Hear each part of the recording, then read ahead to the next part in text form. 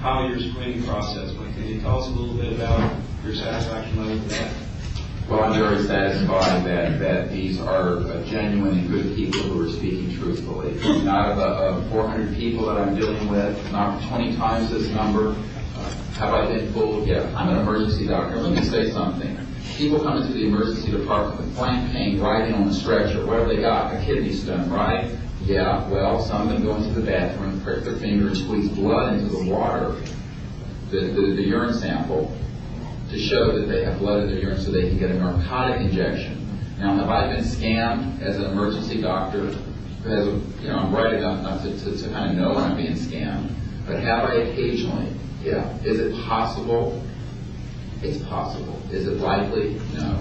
And here's what's more important. You don't not treat or accept the testimony or the history of every patient that comes in with flank pain and assume that they're lying just because you've been scammed once or twice. This field, you make a very good point, is filled with hoaxes and scams and what have you. It doesn't mean, however, that all of it is. And in fact, what we're saying after 8 years of research, we have found the documents, the top secret witnesses, the insiders willing to testify under oath before Congress that this is true. Now, here's another key point. Some of the people who are in this witness pool, Mr. Sheehan, myself, and a couple of other attorneys, are members of state licensed professions. And what that means is that if we are perpetrating a hoax, we will lose our license to practice medicine. We will lose our license to practice law, but we'll be perpetrating a hoax upon the public.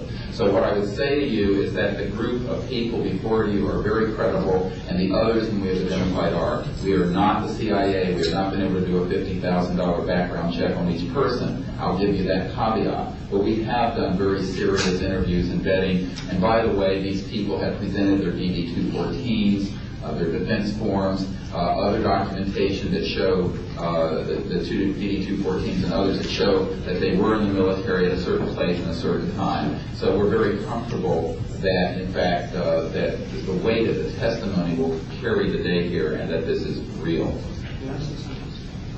I had an insight, and it relates to your question. There have been tens of thousands of sightings and experiences from all over the world. Only one needs to be true. Because if only one is true, then the entire case of the non-reality sighting falls apart.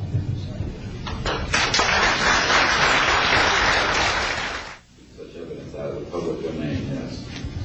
Permanent. A priori, all signed agreements and oaths that have flowed from such operations are null and void. What that means is, in legal theory, is that if it's an illegal enterprise, the agreements that are entered into as a result of that illegal enterprise have no legal standing. So one of the things I would like to announce today is all of the men and women listening to this need to know they are free to speak. We are declaring all national security oaths on this subject null and void. They have flowed from illegal operations that have no standing constitutionally. My people, my mother's family, who fought in the American Revolution, were prisoner of war with the British to help found this country, did not fight and die to form the United States so that this kind of chicanery can go on. So these men are free to speak, and there can be no legal repercussions against them. We have legal counsel who will also support this theory, and we're taking this to other constitutional scholars. It is time for that game to end. It is time for a new era in the human experience.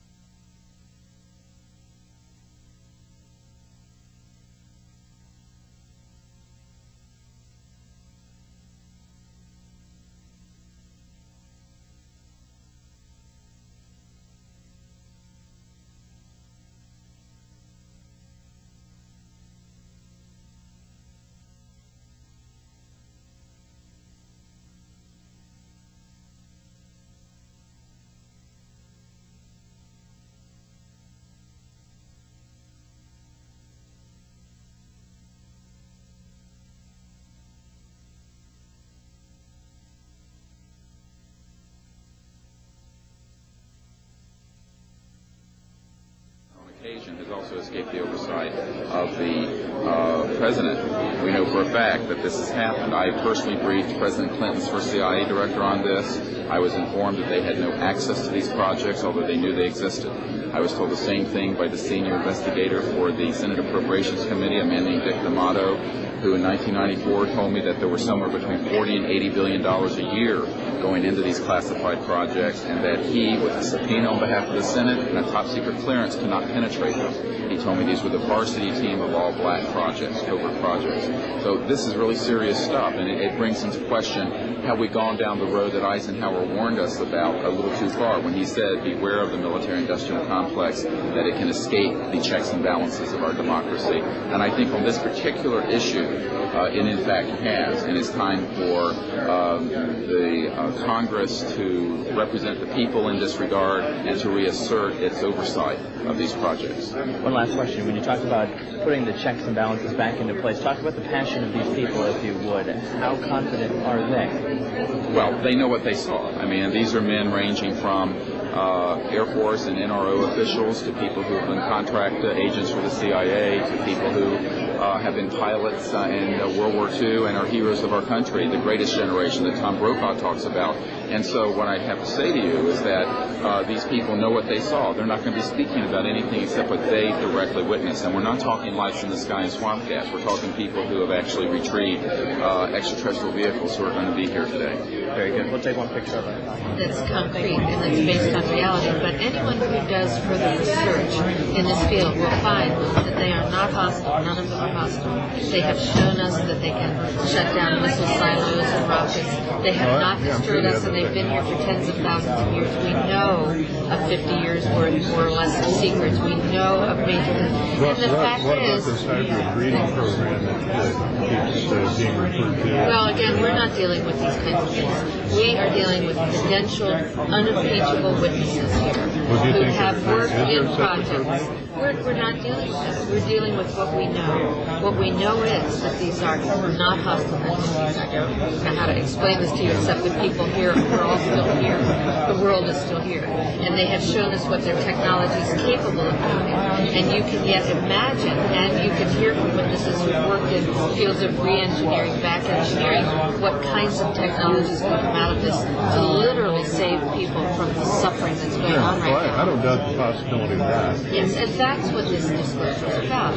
It isn't about these other kinds of stories that you have no proof of and nobody does. And the fact is, we have proof here of what we're saying. Well, they have removed artifacts. Well, again, we're not going to deal with this kind of story, and a lot of that is manufactured also. That's for sure. So what we're dealing with here is concrete evidence, documents, people who have been working in the industry, in the military industry, complex intelligence.